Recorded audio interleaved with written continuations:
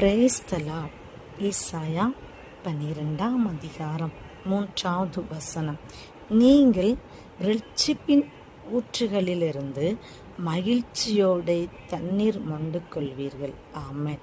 என்னுடைய வாழ்க்கையில் மகிழ்ச்சி பார்க்க முடியவில்லை, ஒரு சந்தோஷத்தை பார்க்க முடியவில்லை, என்னுடைய வாழ்க்கை மிகவும் கண்ணீரோடு காணப்படுகிறது என்று சொல்லி இதை வேதனையோடு கேட்டுக்கொண்டிருக்கும் எனக்கு அருமையான தெய்வ ஜனமே, என் தேவன் சொல்லுகிறார், நீங்கள் இரட்சிப்பின் ஊற்றிலிருந்து, தேவனுடைய சமூகத்திலிருந்து இனி மகிழ்ச்சியை நீங்கள் காணப்போகிறீர்கள்.